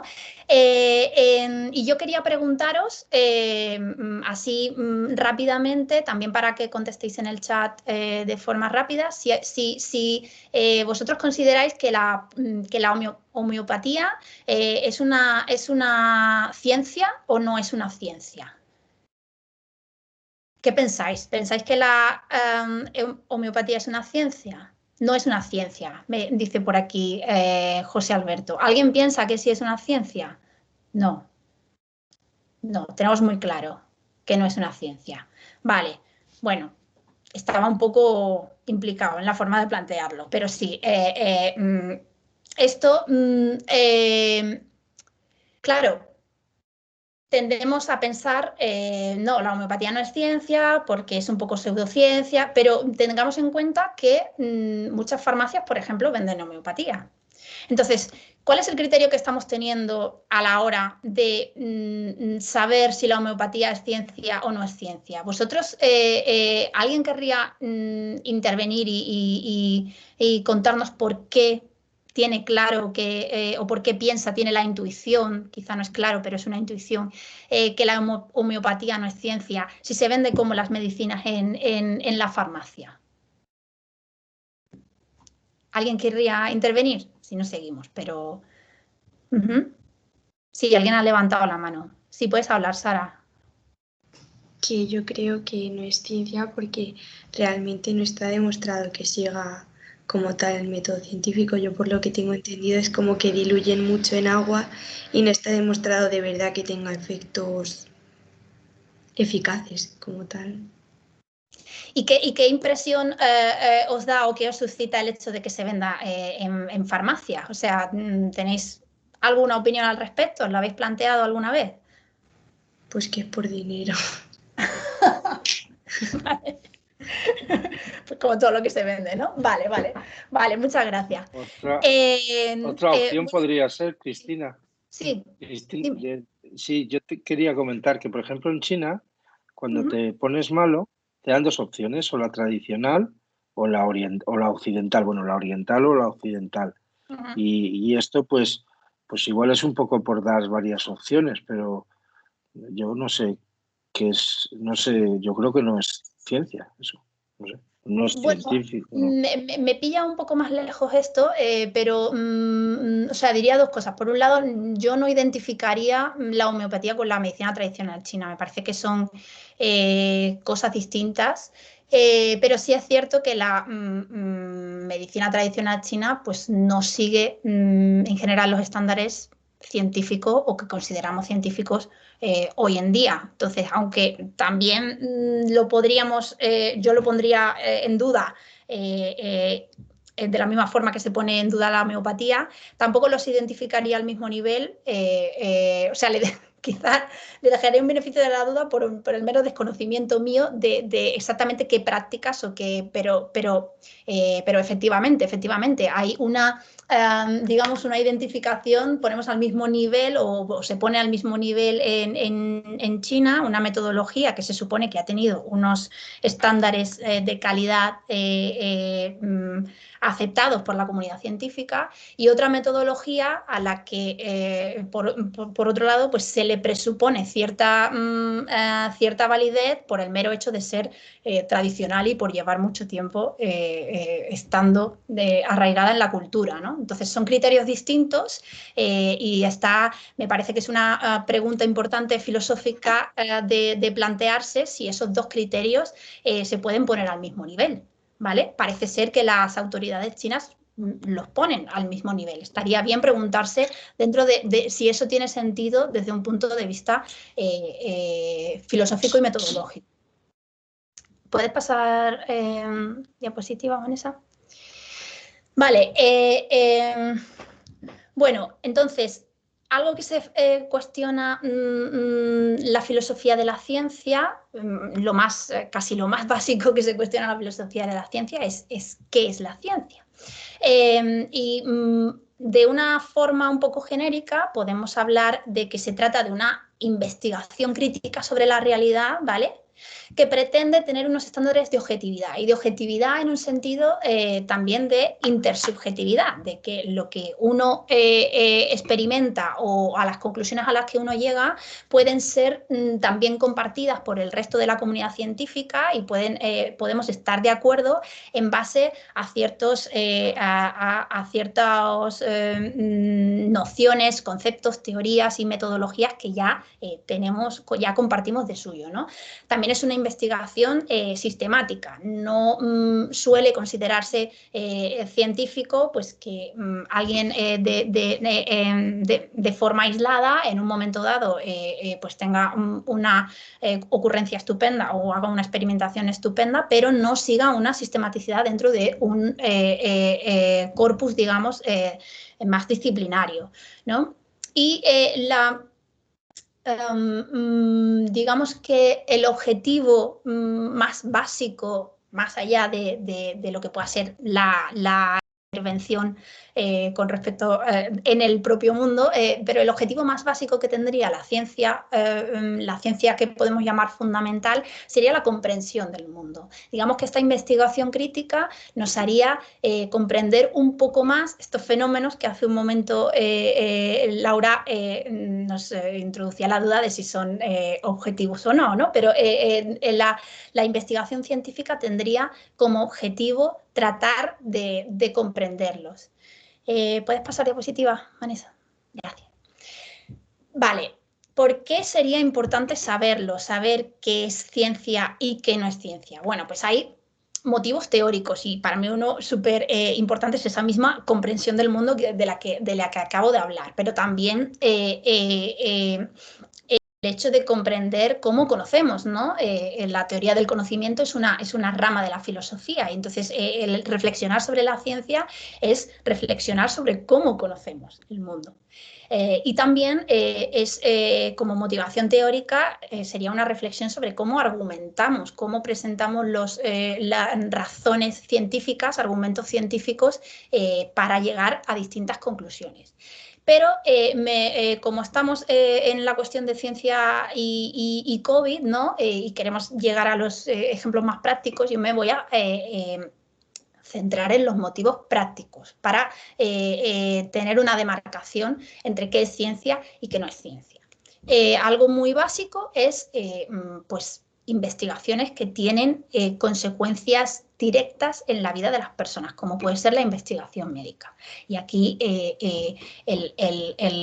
en fin, la situación de pandemia ha multiplicado las investigaciones sobre la naturaleza del COVID, sobre la respuesta inmune al COVID, todas las cuestiones de las que han estado hablando en la primera parte tanto Vanessa como María, han multiplicado todas estas investigaciones y los resultados de estas investigaciones tienen consecuencias prácticas en la vida de las personas, porque se han desarrollado en paralelo al colapso de los hospitales, a la situación real y de los propios médicos de tener que tomar decisiones con respecto a la vida y la salud de las personas, ¿no?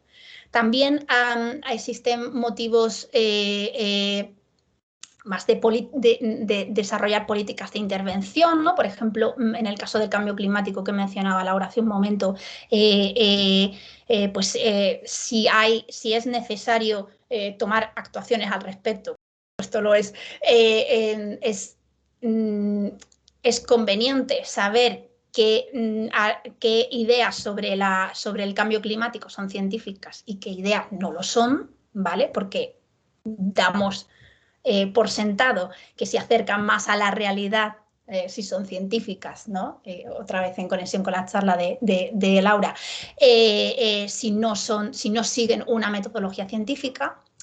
Y por último, yo he añadido aquí la cuestión de la comunicación científica, y esto me parece, me refiero en particular a la percepción que tenemos como sociedad del fenómeno científico, a cómo comprendemos y cómo confiamos como ciudadanos individuales, digamos, o como sociedad también, como conjunto de individuos, en esta metodología científica, en que es el método que nos va a llevar a una mejora de nuestras vidas o a un conocimiento mejor de un fenómeno tan complejo como es el COVID, ¿no? ¿Puedes pasar diapositiva, Vanessa? Gracias. Bueno, aquí he cogido, digamos, tres cuestiones distintas, que dos en la prensa y otro, bueno, es que me pareció increíble. El primero es una propaganda que le llegó a un amigo mío, le apareció en su casa, de un colectivo que irónicamente se llama Médicos por la Verdad. Y que intenta con criterios que parecen ser científicos, ¿vale? Negar la realidad del COVID. Y aquí estamos hablando de que se utiliza la apariencia de una metodología científica, la apariencia de ser ciencia, ¿vale? Para poner en cuestión los hechos reales. Luego tenemos en la imagen del centro, pues una pseudociencia, bueno, esta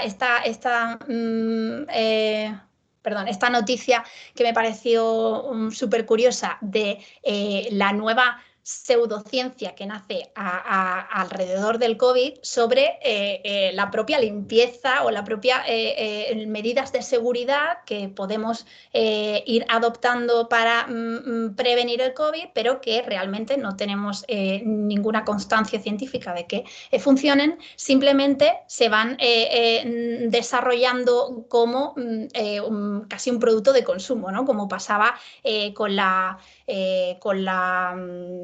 como comentaba la compañera sobre la homeopatía hace un momento, ¿no? Y por último, quería ilustrar pues, un artículo que me parece un poco más riguroso, digamos, que ilustra bien el problema de la comunicación científica con respecto a qué es ciencia y qué no es ciencia.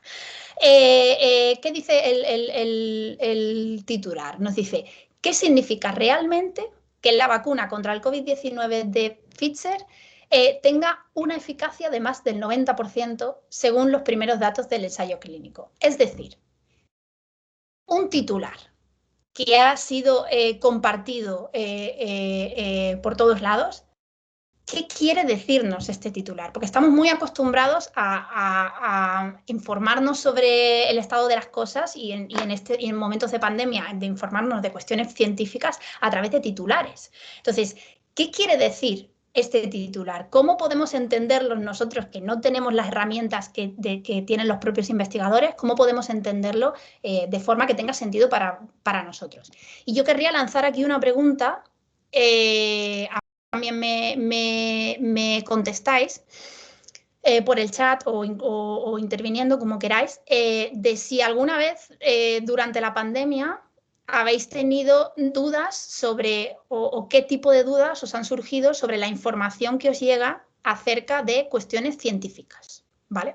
Acerca de la vacuna, los medicamentos, la prevención de la COVID. ¿Habéis tenido dudas sobre la veracidad de de las informaciones que recibís? Si quiere hablar José Alberto. Vale, sí.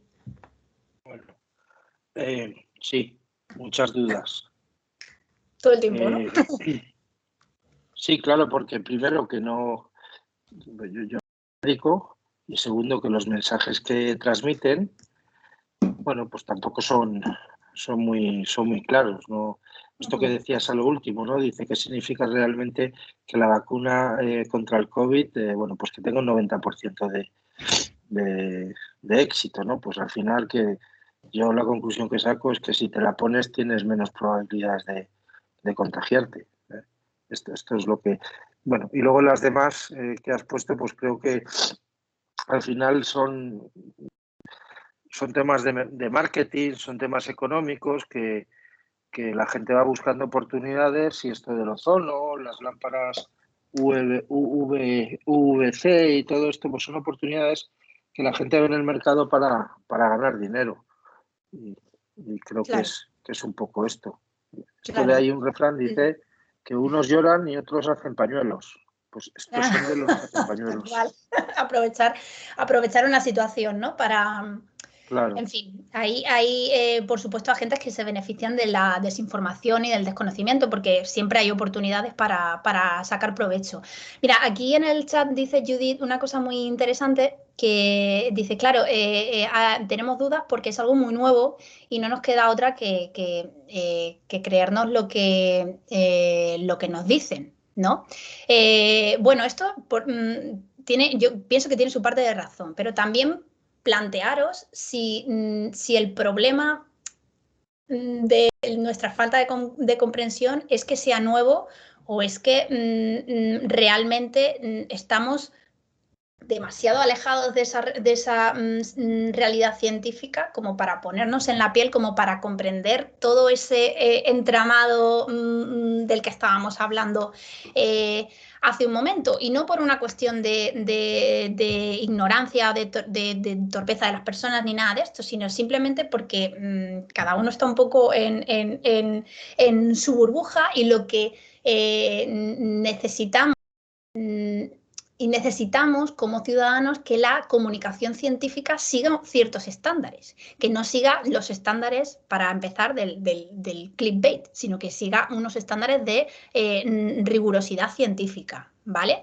Pero lo cierto es que la rigurosidad científica nos puede dejar muy desolados a todos, porque realmente los científicos no siempre están súper seguros de absolutamente todo.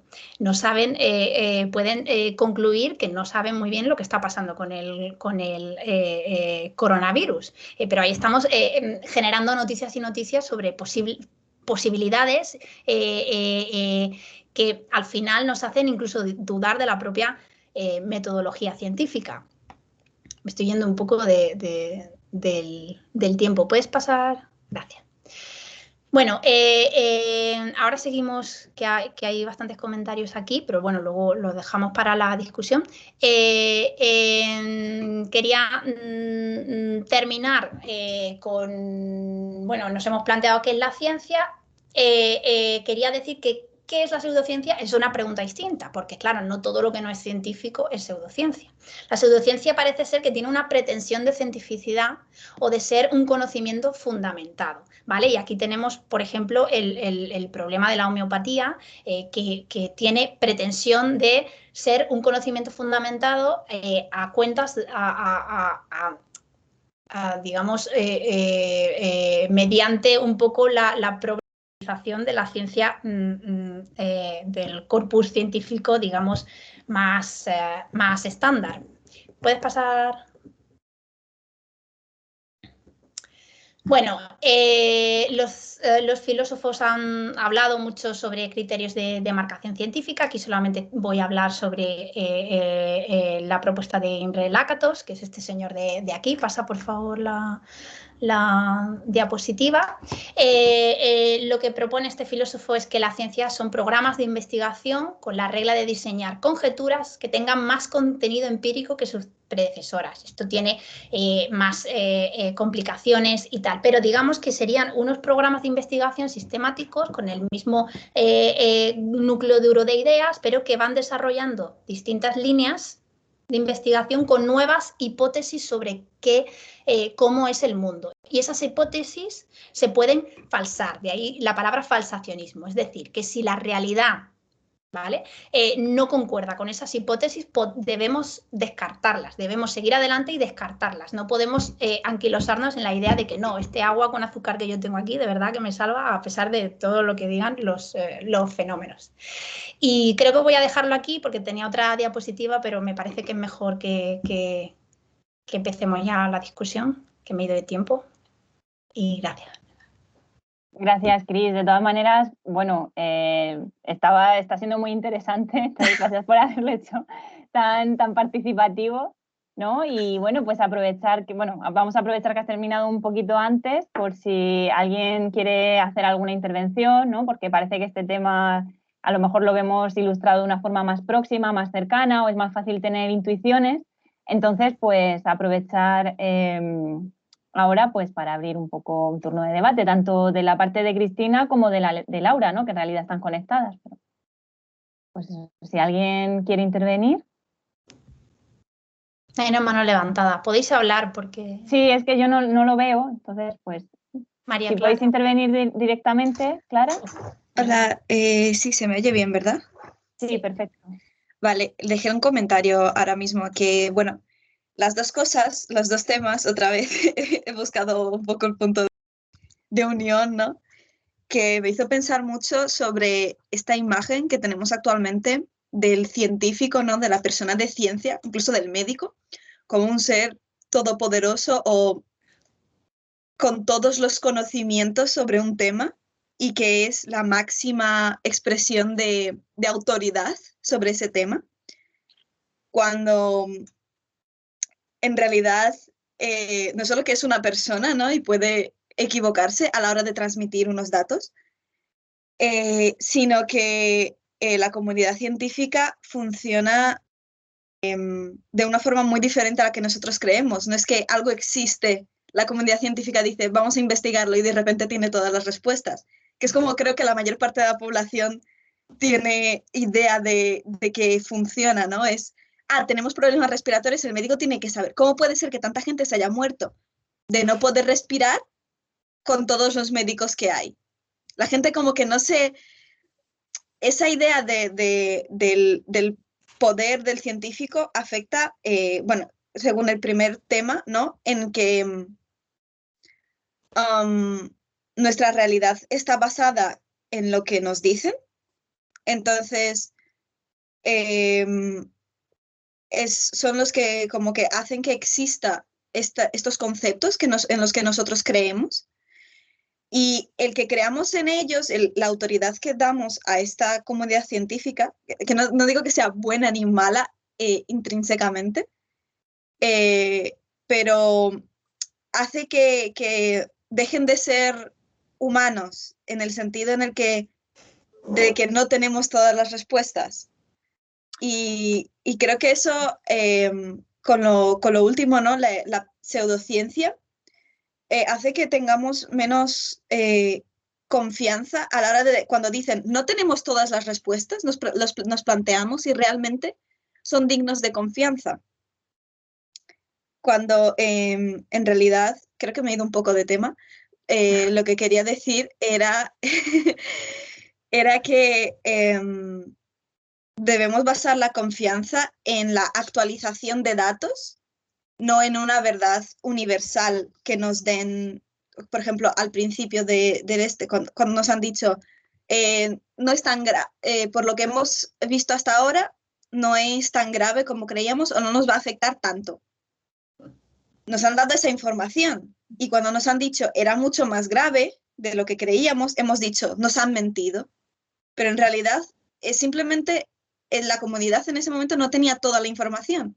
Igual con las pruebas de medicamentos, que es creo que la forma más práctica de verlo, está como que la gente se siente como que están jugando con ellos, entre comillas, o están experimentando con ellos, que es realidad, están experimentando, si lo dices de forma tan burda, sí, pero porque no hay respuestas y se necesita una actuación de emergencia, ¿no?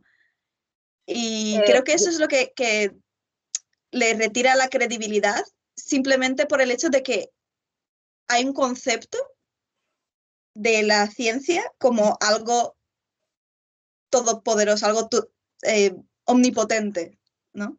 María Clara, yo creo que no te vas para nada del tema que has dado en el clavo, que precisamente lo que dice Latour, ¿no? Cuando se explicaba al principio, cuando entró en el laboratorio para ver a los científicos como seres humanos y no como dioses, ¿no? Era un poco, su idea era precisamente esa, ¿no? Tenemos que desacralizar a la ciencia porque no deja de ser una actividad humana. Eso no significa que se inventen los hechos, ¿vale? Que esa es la corrección que hace después, sino que la ciencia no es efectivamente lo que pensamos que es, ¿no?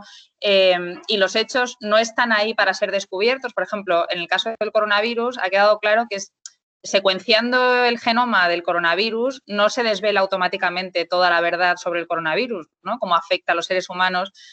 Solo cuando vemos cómo afecta a los seres humanos, o sea, cómo se construye la enfermedad misma, ¿no? Como la pandemia no existía previamente, sino que se ha construido con la propia infección, ¿no? Solo entonces la ciencia tiene, digamos, puede tener una idea más precisa de qué es algo que antes no era de ninguna forma, ¿vale? No, entonces, esa imagen que tenemos ideal, ¿no? De que, pues eso, ¿no? Por ejemplo, que una secuencia genética te dice automáticamente cómo se va a comportar un organismo, pues no te lo dice, porque hasta que no entra en interacción con otros organismos, conectando con la charla de Vanessa, cuando entra en interacción con otros organismos, crea una realidad nueva, crea una realidad emergente, que decimos en filosofía, una realidad que no existía y que era totalmente impredecible. Y la ciencia juega, y más la medicina, ¿no? O la virología, tiene que ir, digamos, detrás de una realidad que se va construyendo y que va conociendo y corrigiendo sus expectativas, ¿no? Constantemente. Entonces, digamos que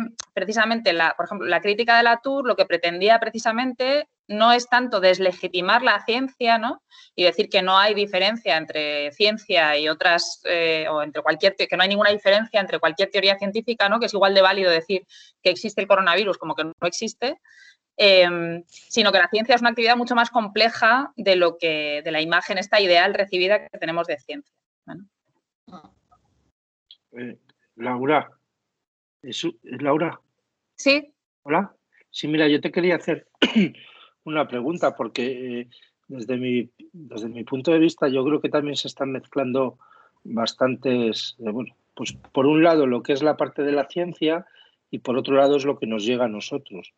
Porque bien es cierto que los medios de comunicación en muchas ocasiones lo que trasladan, bueno, pues hay muchos intereses por medio y seguramente, bueno, es mi opinión, pues no es la realidad de lo que está pasando. Y tampoco todos, o en mi caso, pues no tienes acceso a todo este tipo de documentación científica en la cual, bueno, pues puedas tener una opinión más o menos objetiva.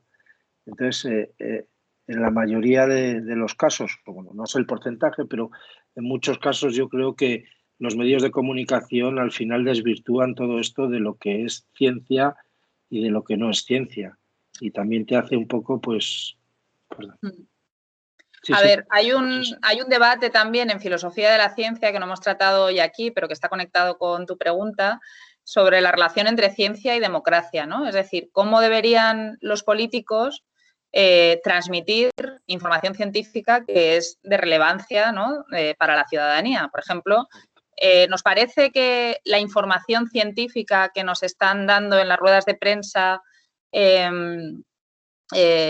Simón y los expertos, ¿no? Los representantes de los expertos, ¿es suficiente o es el tipo de información que esperamos encontrar o nos parece insuficiente y en realidad la gente se acaba informando por otros medios y acaba llegando a informaciones, ¿no? Porque si te metes en internet a buscar, pues claro, igual te encuentras una teoría conspiranoica que los resultados probados de una investigación seria, ¿no? Entonces, digamos que hay autores en filosofía de la ciencia, como Philip Kitzer, por ejemplo, que dicen que el problema es que, digamos, que la ciencia es política y que los ciudadanos tienen que estar informados científicamente y tienen que ser capaces de analizar, obviamente no como expertos, pero tener disponible una información detallada y veraz de los asuntos científicos que les afectan, ¿vale?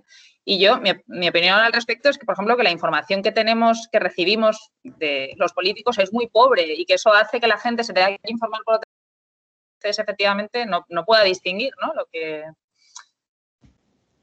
Claro, es pobre y vacía en contenidos, en el caso del COVID, ¿no? Que es un poco lo que nos ocupa. Porque un ejemplo muy rápido, ¿no? Cuando hablan de esta segunda ola, bueno, pues al final es que tampoco tienes unos datos que puedas contrastarlo porque no se hacían análisis en su momento y ahora se están haciendo. Entonces dicen, no, es que ahora son más ya, pero ¿cuántos eran antes? ¿qué referencia tienes para poder compararlo? Dice, no, es que antes éramos 40.000 o eran 40.000 los contagiados. Claro, pero es que no habías hecho las pruebas necesarias. Ahora estás haciendo pruebas y son más. No es lo mismo decir que antes eran 40.000 y ahora 100.000 a decir que antes realmente eran 80.000 y ahora 100.000. No sé si me explico. No hay datos tampoco para poderte hacer una idea bueno, pues es mi opinión, aunque sí que es cierto que ellos también hay que adaptarse, ¿no? Y ellos, bueno, pues todo esto nos ha pillado un poco de nuevas. Pero bueno, yo creo que la información, como bien dices, Laura, no es, o a mí no me parece, no me parece o sea, no me parece buena. Pero sobre esto, perdona, José Alberto, date cuenta de que es un fenómeno que tiene muchas causas y que es muy complejo, porque no es, o sea, a veces, un poco por el lenguaje que usamos, parecemos implicar que hay una intencionalidad detrás de la desinformación o de la que a veces la hay, por supuesto, pero a veces es simplemente un fenómeno contingente y que surge de una serie de factores como es la complejidad de la propia investigación misma, de que evidentemente la ciencia no es una, sino que hay miles y miles de distintos proyectos de investigación, de distintos grupos de investigación que llevan a cabo una serie de cada uno sus tareas desde un marco u otro, y luego hacer una síntesis de todo eso de una forma que sea significativa para un público que no está familiarizado con eso es realmente complejo, es realmente complejo. ¿Y quién tiene esa digamos, esa responsabilidad? Por un lado, efectivamente, como decía Laura, en democracia, sobre todo, la clase política tiene cierta responsabilidad en esto, pero los medios de comunicación también tienen cierta responsabilidad en esto, el sistema educativo también lo tiene, y quizá, y también de forma importante, nosotros como ciudadanos también lo tenemos cierta responsabilidad de no informarnos de cualquier manera. Entonces, todo esto... digamos, o sea, lo que quiero decir es que estoy muy de acuerdo con tu intervención, pero querría matizar que aquí probablemente no haya buenos y malos, sino que es que nos encontramos frente a un fenómeno tan complejo que es imposible que no devenga en estas cuestiones que vemos que son tan negativas, ¿sabes? Como es la desinformación de la población. Bueno, yo... perdona, con esto... Oh, perdón, sí. Laura. No, iba a decir, bueno, un comentario un poco no tanto de desacuerdo, pero vamos, que digamos que yo creo que el problema no es solo que sea un fenómeno muy complejo, ¿no? Y que eso haga muy difícil la comunicación, sino que realmente no existen instrumentos, por lo menos hasta ahora, aunque la pandemia está poniendo de relieve que son necesarios, no existen instrumentos intermedios entre lo que hace la ciencia y la ciudadanía. O sea, no hay forma de acceder. Nosotros, la ciudadanía no interviene de ninguna manera, por ejemplo, en el dinero, cómo se reparte el dinero para investigación, ¿no? ¿Cuánto dinero decide el Ministerio de Investigación y Ciencia destinar, por ejemplo, a la investigación del cáncer o a la investigación de qué hacer en el caso de pandemias que puedan venir o a la investigación de otra enfermedad, ¿no? ¿Quién toma esas decisiones? Esos son decisiones políticas, ¿no? Porque estamos decidiendo cuánto dinero invertir en ciertas investigaciones.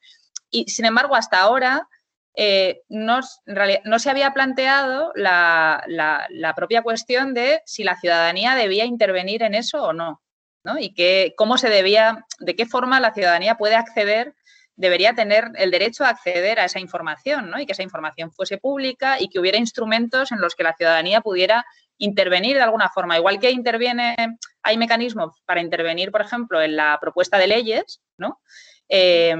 Y hay estructuras, ¿no? Para conectar las demandas sociales con el desarrollo de leyes nuevas. No existen mecanismos para conectar las demandas ciudadanas con la investigación científica, ¿vale? Porque se considera que la ciencia es ese mundo aparte, ¿no? Que tiene sus propios criterios y que ellos sabrán lo que hay que hacer, ¿no? Bueno, pues yo creo que el caso de la pandemia pone de relieve que no es así, ¿no? O que no es así del todo y que debería haber mecanismos bueno, eso, ¿no? Mecanismos de comunicación entre ciudadanía y la ciencia pública, por lo menos, ¿no? La ciencia privada, obviamente, no hay forma de intervenir en ella, pero por lo menos entre ciudadanía y ciencia pública. Sí, Laura, bueno, perdona, Cristina. Perdón. Termina. No, termina ya así como un cierre. Lo digo porque me consta que aquí hay, bueno, estoy viendo estudiantes, ¿no? Alumnos míos, y sé que a las 12 tienen clase y como ya vamos un poquito pasados, pues por cerrar, ¿no? Que tampoco han estado aquí aguantando hasta el final, entonces porque vayamos ya como se vayan con un cierre definido. Bueno, a ver, tampoco era así pero como no quería nada grandilocuente, pero bueno.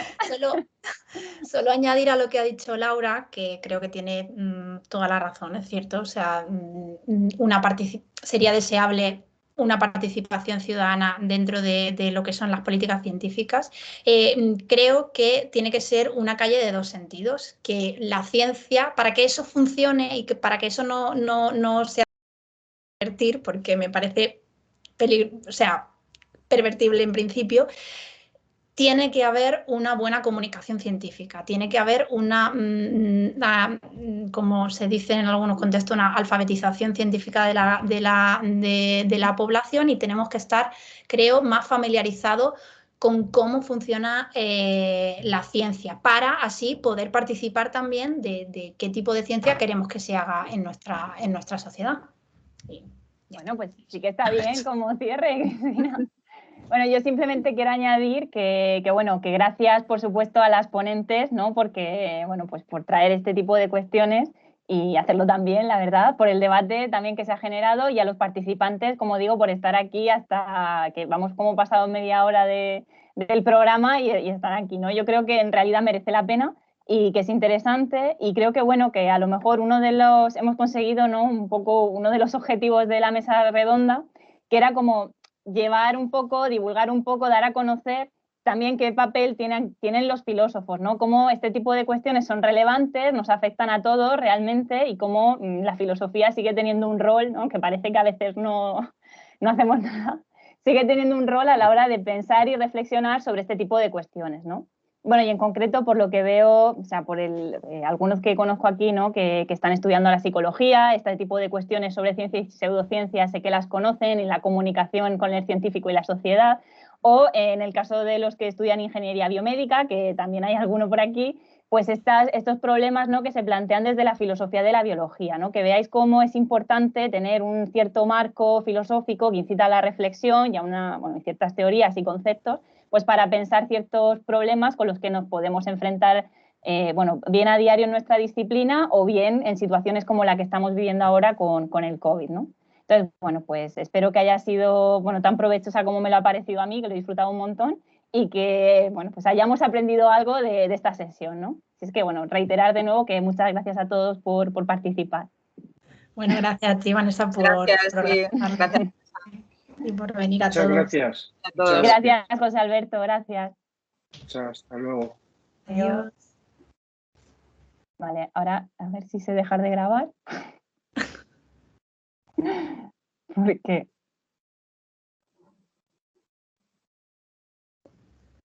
Gracias. Ay, mira. Chicas, me marcho. Luego, si queréis. Vale, adiós. Sí.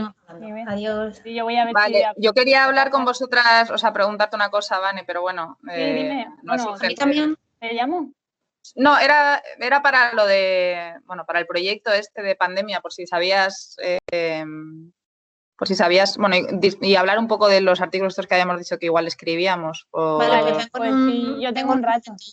Vale, ahora hablamos.